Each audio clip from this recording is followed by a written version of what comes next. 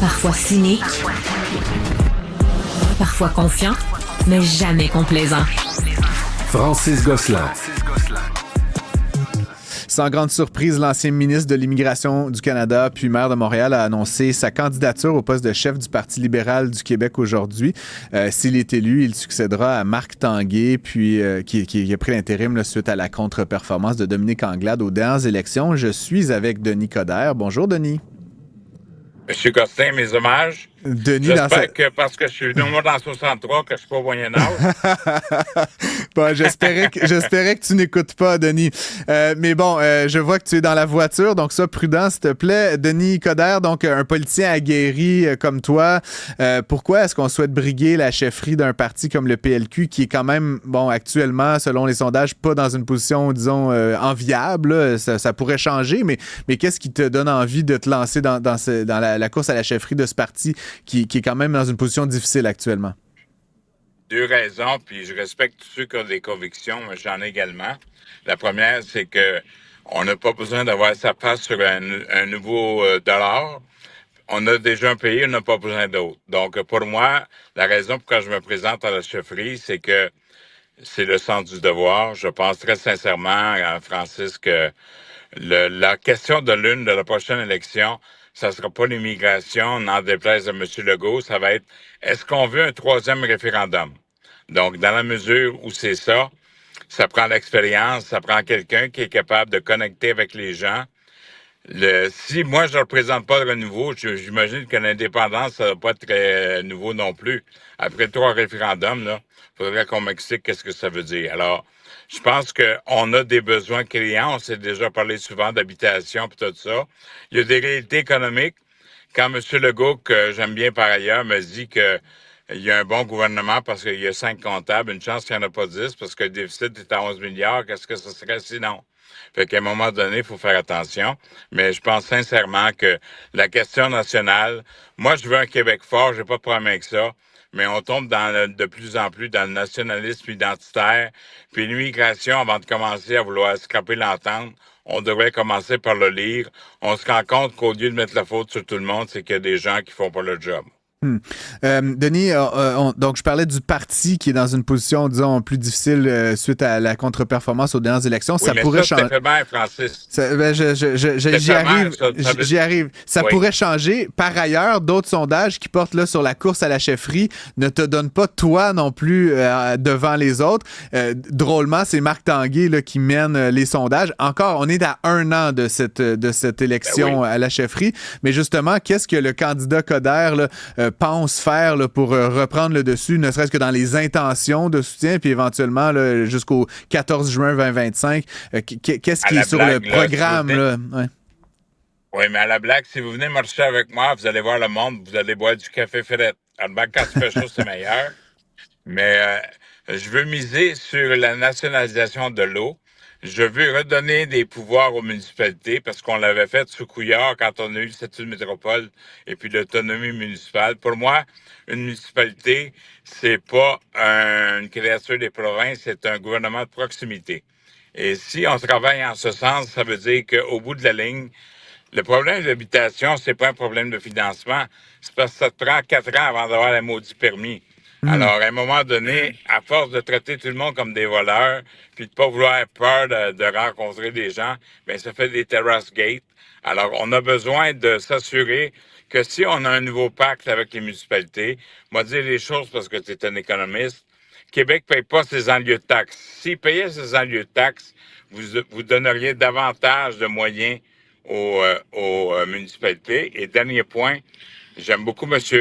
Parizeau, mais ce que je pense qu'on est rendu, c'est d'arrêter des fonds consolidés et d'embarquer dans des fonds dédiés.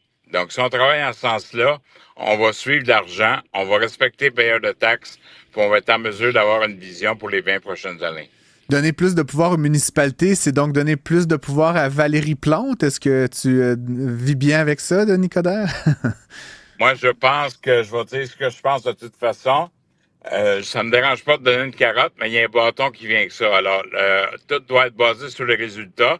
Et c'est pas moi qui choisis les maires, c'est la population. Alors, on verra les résultats en temps et lieu.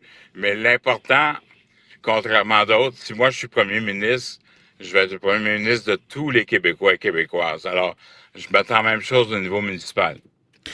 Parlons-en justement, Denis, c'est encore loin de la coupe aux lèvres, mais dans l'éventualité où on choisissait Denis Coderre comme chef du Parti libéral et que le Parti libéral remportait les prochaines élections, quel serait le premier geste de Denis Coderre comme premier ministre du Québec?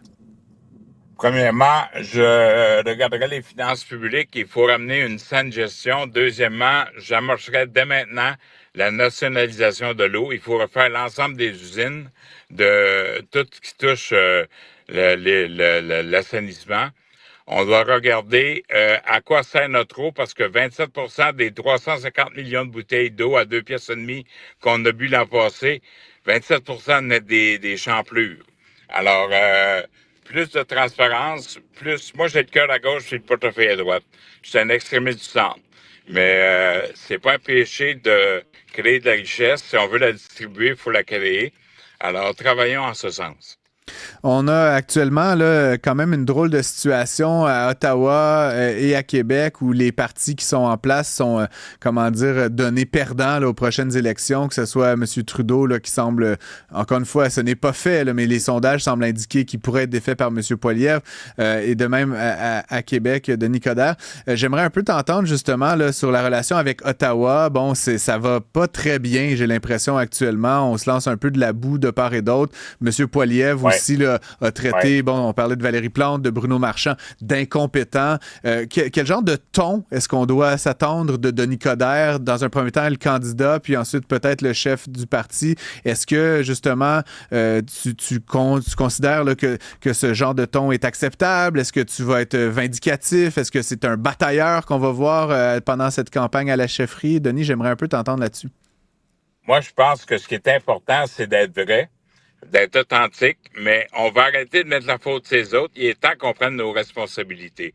Et moi, j'ai été à Ottawa pendant 16 ans. J'ai été ministre dans 8 responsabilités. C'est comme l'immigration, il y en a qui en parlent, d'autres qui connaissent ça.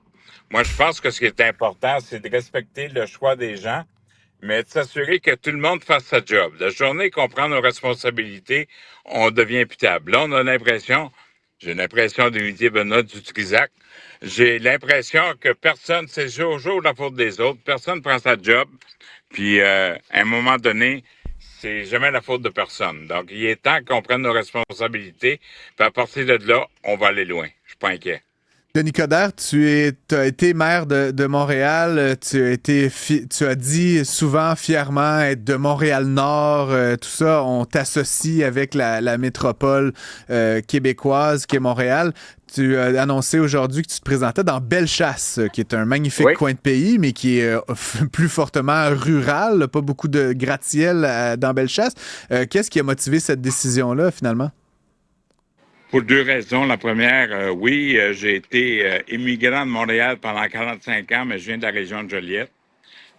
Et moi, je pense que la beauté de Bellechasse, c'est que les enjeux sont au niveau de l'immigration, sur le plan industriel et agricole.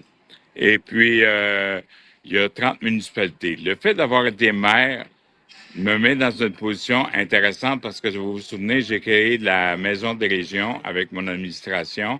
Et je pense que si, au bout de la ligne, on est sérieux sur la question des régions, il faut démontrer qu'on est prêt à se battre pour les régions. Alors, pour moi, je ne serai pas parachuté, n'inquiétez-vous pas, je vais déménager dans Bellechasse. Et faut arrêter d'être cynique. Parlons de Bellechasse un instant. Je vais être là pour eux autres, puis je vais travailler pour eux autres. Parlons de Bellechasse un instant, c'est sur la rive sud de Québec. Évidemment, c'est là où le soutien au troisième lien est le plus fort. Tu t'es prononcé, Denis, en faveur de ça. Il y a quelques mois, Pascal Paradis a été élu à Québec Rive-Nord en se prononçant contre. Est-ce que tu penses pas qu'il y a là matière un peu à bisbille? Puis en quoi est-ce que tu sens que ça favorise ton élection à la chefferie du Parti libéral plutôt que d'y nuire? Pour 2 raisons. Le problème du troisième lien, c'est qu'on a un gouvernement qui change d'idée comme il change de chemise. Et puis, étant donné qu'il a perdu les élections partielles, je vais vous dire ce que vous voulez entendre. Si on avait fait ce qu'on avait à faire, ça fait 6 ans que le tramway serait commencé. Deuxièmement, Denis Coderre, je dois te laisser. Je suis désolé, c'est tout le temps qu'on avait, mais je te réinvite la semaine prochaine, sans faute. On va finir cette conversation. Merci d'avoir été à l'écoute. Vous pouvez nous écrire studio@cube.radio. Denis Coderre était avec nous. Désolé d'avoir coupé ce cours. À la semaine prochaine. Salut.